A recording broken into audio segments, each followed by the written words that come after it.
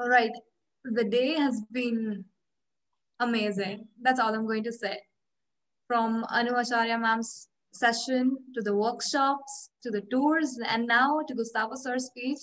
I don't want anyone to miss out on these sessions. And these people include our registrations from the 29 countries that we have received registrations from. So just a small reminder that we will be replaying our sessions according to their time zones via our partners.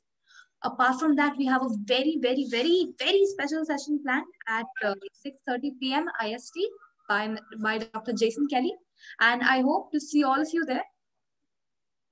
So moving on to the next session in line, Fablab Barcelona, which was the first Fab Lab funded in the European Union and is a benchmark in the powerful network of about 1,800 Fab Labs in over 100 countries. Fablab Barcelona is a research and innovation center situated inside the Institute of Advanced Architecture of Colorado of Catalonia, focusing mainly on research, education, and services, pushing the boundaries of what Fab Labs can be and do in neighborhoods, cities, and regions. It is also the headquarters of the global coordination of the Fab Academy program and leads the Fab City project. Get a glimpse of their research projects and extraordinary work in bio, art, design, and much more in a virtual tour of their lab. I will now be inviting Kate to come and talk about it while we present the video that will be featuring their lab. Hi, Kate.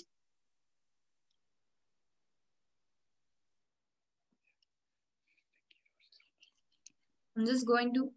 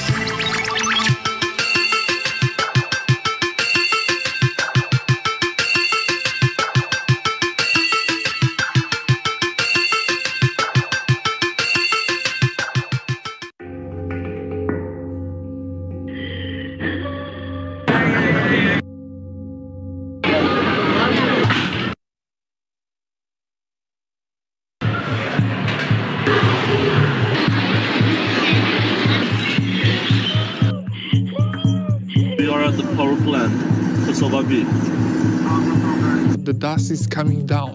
With this technology, we are developing tools that you can use for your need.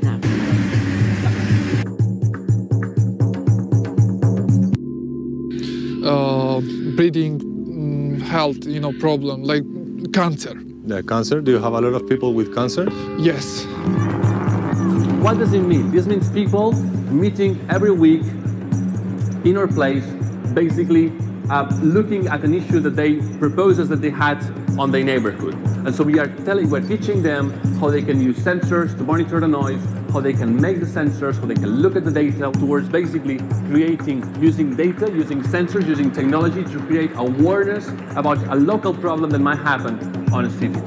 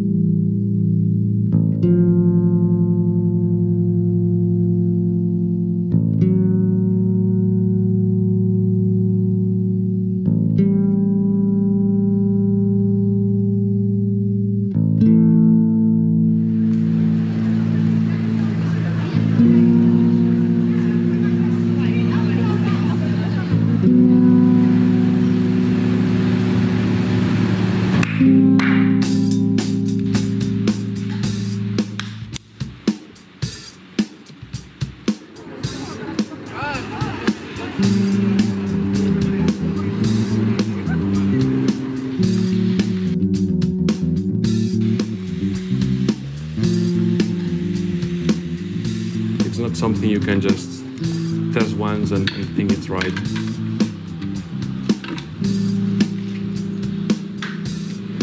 As many tests we do in the lab, you never get the real answer till you don't leave it for a long time outside and you start seeing the real data that comes out of it.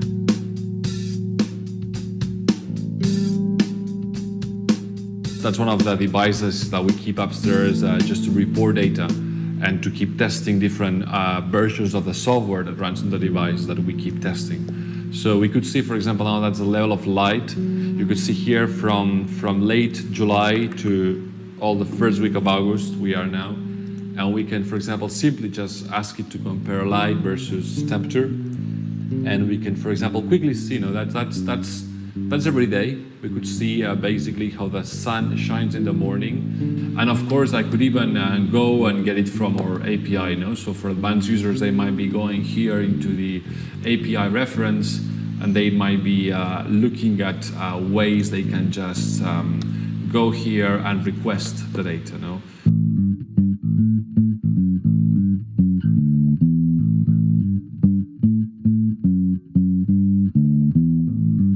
Tu planteamiento, imagino que es tú pones siempre modo rápido y si te cae el voltaje pones modo lento. Va bajando. Cada sensor de gas ocupa 2 ADCs. Incluso probé irlo subiendo para ver si había un límite y en 90 y pico seguía sin darme valores.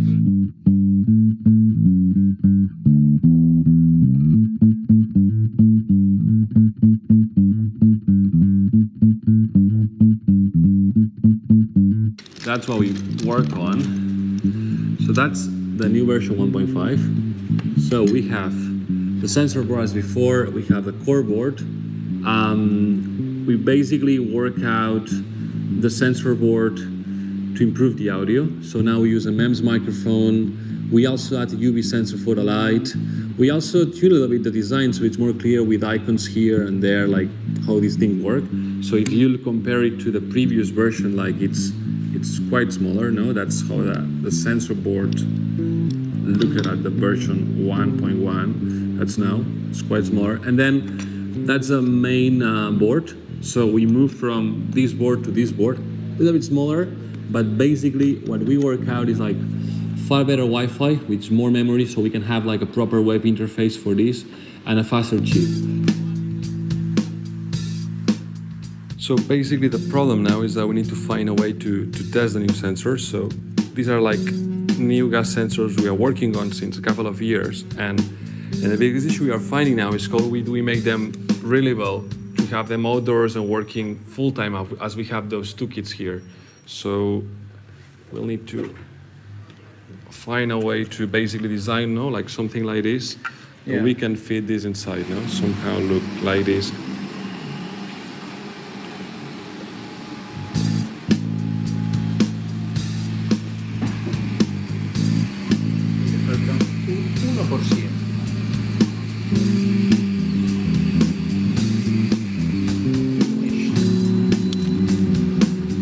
So we can test it for at least like a couple of months and see how it works. We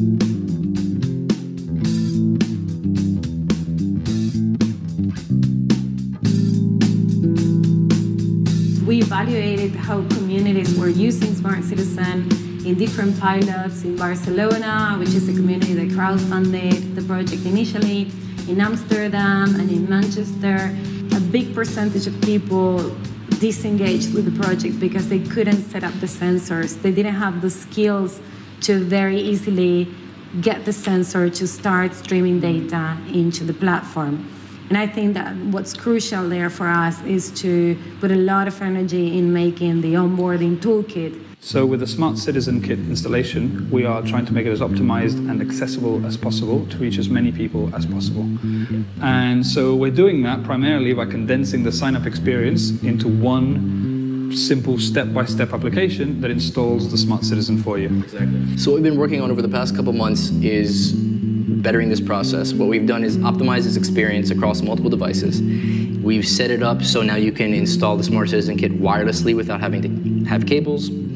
And we also simplified the language so people can really understand what's going on, and made this whole process more visual. It's a lot more hand-holding, there's more pictures, and you understand what's exactly going on. Really important thing also to mention is that we've made it so this whole process can be rebranded and skinned for whichever company is having any campaign using the Smart Citizen technology. Something we might like to look, it's how many kids are online in a day. So that's something that we ask ourselves a lot. And in fact, it's one of the things that we try to work really hard on it, to see how we can engage the users to keep the devices online. And so if they decided not to have online, it's because they don't like it, but we do as much as we can for this to happen by providing something that's easy to use. And that's one of the points of this new version. The truth is that over 1,000 people out there have these sensors now, and whatever we put live is going to reach these people. We find a software that makes the 1.1, makes these 1,000 kids better, and we can just distribute it online to all those kids. We can just make all this community to really feel that that's a community, that's not they own something that now it's not useful anymore. The goal now for the coming pilots where we can test the new sensors is that we focus on matters of concern, things that people care about. For example, noise pollution in Barcelona or air quality in Amsterdam, so that we can really engage these groups of people that feel like they have a problem and therefore they have a need to use these technologies and to make sense of the data.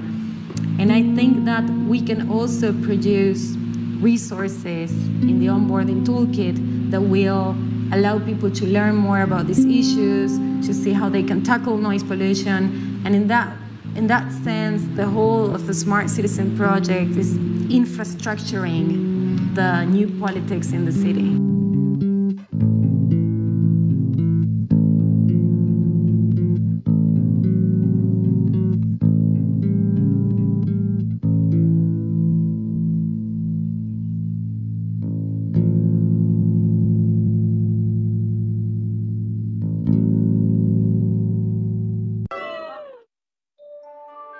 We are designing technologies for individuality and narcissism, and that's what you get. In fact, we know that we can design for altruism, we can design for communities, but apparently that's not what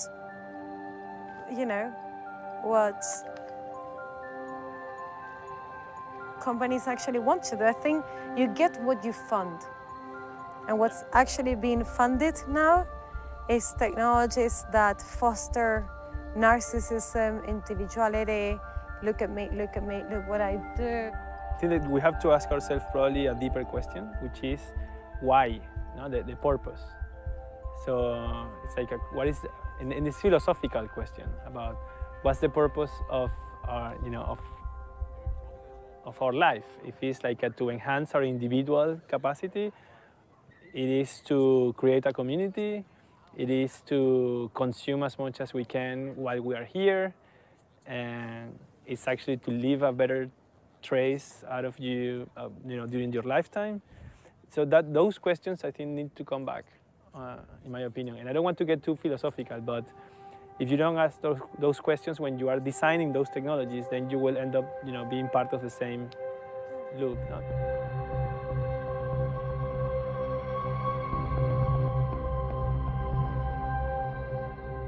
The Instagram team, the Google team of technology, one of the smartest people in the group of the smartest people in the world, and they're focused on how to make money, and they're focused on how to optimize search, or optimize marketing, or optimize a picture sharing app. Right now, all these people are trying to figure out ways to build the newest and best and most entertaining pieces of software, yet we're not using software in ways that can better our lives. And for me, that's a big reason why I came aboard Making Sense, because there's so many apps out there that are just pointless. Frankly, just pointless, We all have apps in our pockets about how I can share a picture and get 15 likes and throw a couple hashtags and I get a couple hundred more likes, or I can have a Facebook post that can be shared across the world, and while doing that, Facebook knows exactly how to market materials to me because I spend time on it. And the whole ecosystem of software, I think, is about how to entertain, and we have so little people and little projects focused on how to better our lives.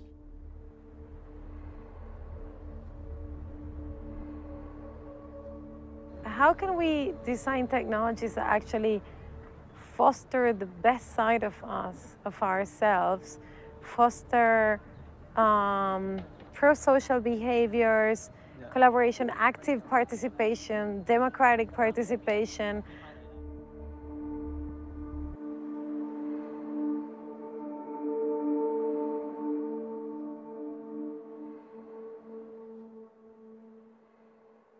We have a responsibility, and what we do have consequences. Yeah.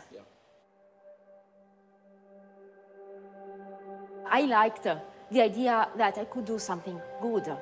Again, technology is just a tool. I completely agree, and then technology is not good, it's not bad, it's not dangerous, or it's not just fun. It depends on how you use it and why you use it. And then what I like about this project is that actually I can speak about technology with everyone. I mean, to explain, to be able to explain what I'm doing with the technology. Because if someone is asking me, okay, what are you doing with your sensor? I can explain it. They can understand me when I say, yeah, we need to measure the quality of the air or the noise level, because everyone felt sometimes the need to complain about, I don't know, a bad smell on the street or too noisy. There is a concert, and with what we are doing, with this technology, we are developing tools that you can use for your need. Exactly, for whatever you want. You and your community, and you can go to the government, or you can not go to the government, anything you want to do with it, and that's the best thing about Making Sense. It's powerful, I think. It's very powerful. I was talking with this girl from a magazine, very well-known magazine. She was saying this, in some point, we are in the risk of becoming the pets of our smartphones. So the smartphone will tell you where to go. It's going to tell you what to buy. It's going to tell you who to talk to. So basically, you are like the pet of your phone. No?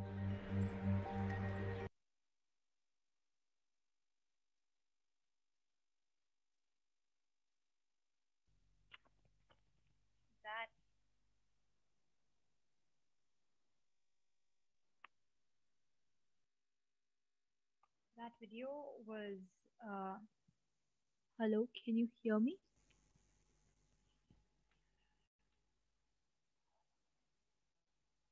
All right.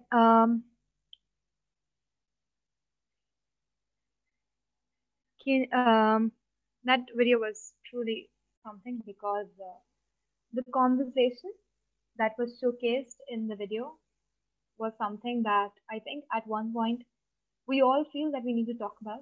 And instead of talking about it on my own, I'm actually going to invite Kate to talk because I think she'd be able to explain it better.